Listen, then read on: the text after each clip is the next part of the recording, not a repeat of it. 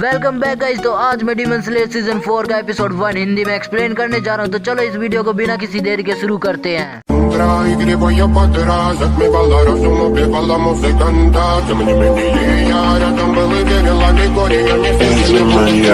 Episode की शुरुआत में हम देखते हैं दो हासिरा और उनके स्कॉटमेट्स को, जहाँ पर ये लोग एक डीमन के हाइड आउट पर इकट्ठा हुए होते हैं। इकुरू कास्टल की हालत देखने के बाद कहता है रेस्टोरेशन के कारण कास्टल की ये हालत काफी ज्यादा गिरी पीटी है। जिस तरह इस कास्टल की हालत है, इस कास्टल के पेटेंट किए गए काफी साल बीत चुके। तो आगे से शिनोजुकावा कहने लगता है मुझे इन बातों से फर्क नहीं पड़ता, मुझे सिर्फ फर्क पड़ता है इन डीमंस के हाइड आउट से। इन्होंने अपने बाप का घर समझा है क्या? वो अपने दूसरे स्क्वाड माइक से पूछता है क्या तुम श्योर हो कि इन डीमन ने विलेज की औरत को अपने साथ उठाकर यहाँ पर लाए हैं? माइक कहता है हाँ। तो शिनोजुकावा गुस्से से कहता है अबे गधे, वो एकदम से गायब नहीं हो सकता। तुम अपनी बेवकूफी को सुंदर अंदाज में बयां मत करो। तुम ऐसे कैसे किसी को ले जाने दे सकते हो? इकुरू, शिनोजुकावा अपनी नजरें सामने देखो। तब सबकी नजर उस डीमन पर पड़ती है जो औरत को उठाकर कास्टल की ओर जा रहा होता है। तभी पूरी स्क्वाड उस डीमन के पीछे लग जाती है। डीमन को भी पता लग जाता है कि डीमन स्लेयर मेरा पीछा कर रहे हैं। तभी वो डीमन कहता है कि हाँ मुझे पता था कि डीमन स्लेयर मेरे पीछे आएंगे। तभी वो भागकर कास्टल के अंदर चला जाता है और यहाँ पे जो उनकी स्क्वाड थी हासिरा की, वो अंदर आ रही होती। और कास्टल के अंदर जितने भी कमरे थे वो एक दूसरे से कनेक्ट थे और इसका ये मतलब था कि वो चारों ओर से डीमन से घिर गए हैं। एक डीमन मैक्स के ऊपर हमला करता है। तभी इकुरू अपनी ब्रीथिंग टेक्निक का इस्तेमाल करके उस डीमन की गर्दन उड़ा देता है। इसी बीच शिनोजुकावा भी माइकी की जान बचाता है। ऊपर जितने भी डीमन थे वो नीचे आकर हमला करते हैं, पर वो हासिरा है बबुआ, दोनों हासिरा उन डीमंस का खात्मा कर देते हैं। अभी इकुरू कहता है माइकी और मैक्स तुम यहाँ से चले जाओ, मैं और विंड हासिरा संभाल लेंगे। वो कहते हैं हम नहीं जाएंगे। तभी शिनोजुकावा कहता है ये सत्य है, हम दोनों पूरी ताकत जब तक इस्तेमाल नहीं कर सकते जब तक ये दोनों रहेंगे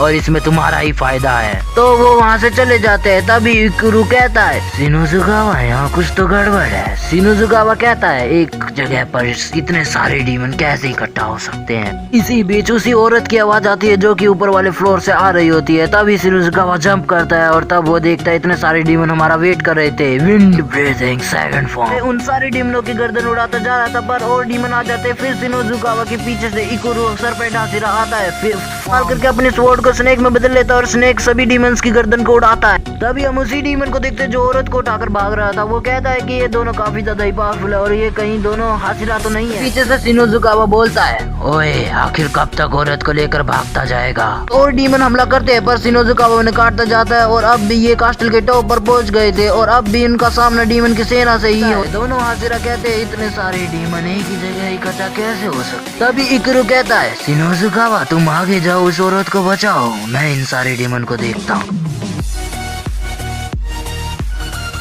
शिनोजुकावा उस डीमन के पास पहुंच जाता है और कहता है अगर तुमने इसे छोड़ दिया तो मैं तुम्हें दर्दनाक मौत नहीं दूंगा। डीमन थोड़ा घबराता है, लेकिन उसके पास जितने भी डीमन थे वो शिनोजुकावा के ऊपर हमला कर देते हैं। लेकिन शिनोजुकावा अपनी ब्रीथिंग टेक्निक का दोबारा इस्तेमाल करके खून की बरसात कर देता है। ये देखकर वो डीमन डर जाता है, लेकिन तब भी वो कहता है आओ अगर तुम्हें इस औरत को बचाना है तो लो बचा लो। अब वो उसे नीचे फेंक देता है, लेकिन इकुरू आके उसे बचा लेता है और तब शिनोजुकावा कहता है अब इस डीमन को मुझसे कोई नहीं बचा सकता। वो डीमन कासल के नीचे कूद जाता है। इकुरू और शिनोजुकावा भी नीचे कूदते हैं। तभी वो देखते हैं कि आसपास की जगह बिल्कुल ही बदल चुकी है। वो दोनों चौंक जाते हैं। तभी वो देखते हैं कि वो डीमन नीचे गिर रहा होता है, वैसे ही वो चीजें गायब हो रही होती है। तभी वो डीमन एक कमरे में गिर जाता है और शिनोजुकावा उसे मारने वाला होता है। तब वो दरवाजा बंद हो जाता है। तभी वो सारी चीजें गायब हो जाती हैं। शिनोजुकावा लैंड करते ही कहता है क्या हमने जो देखा क्या वो वास्तविकता थी? खैर क्या चल रहा था? और वो डीमन देखते देखते ही गायब हो गया। तभी इकुरू शिनोजुकावा से कहता है आखिर वो डीमन कहाँ गया शिनोजुकावा? शिनोजुकावा कहता है मुझे क्या पता होगा। कहानी का सीन कनाओ के पास जाता है जो कि अभी अभी एक मिशन पूरा करके आई थी। तभी गेट पर 3 बच्चे उसका स्वागत करती है और उसके बाद कनाओ अपने फॉरेन से मास्टर शिनोबू के पास जाती है और उन्हें कहती है मास्टर की जो इंसिडेंट हमें स्वॉर्डमेट विलेज में पेश आया था उसकी रिपोर्ट में कोई चेंजेस नहीं होती है और अब तक आपको भी पता लग ही गया होगा। शिनोबू कहती है हाँ, और मैं टोकिटाका एंड रोजी कामाडो उन सब की धन्यवाद करती हूँ क्योंकि उन्होंने मेहनत और अपने बलबूते पर दोनों हायर डीमन को मारा है। और शिनोबू ये भी कहती है नेजुको पहले से डीमन है जो सूर्य की रोशनी में जिंदा है और अब मुजान अपनी डीमंस की सेना नेजुको के पास भेजेगा ताकि नेजुको की पोजीशन को हासिल कर सके। हम एक नजर नेजुको को भी देख पाते हैं जो कि बोर हो रही होती है। से पता चलता है कि इमरजेंसी हासिरा मीटिंग होने वाली है। ये एपिसोड यहीं पर खत्म होता है। तो बाय बाय, मिलते हैं नेक्स्ट वीडियो में।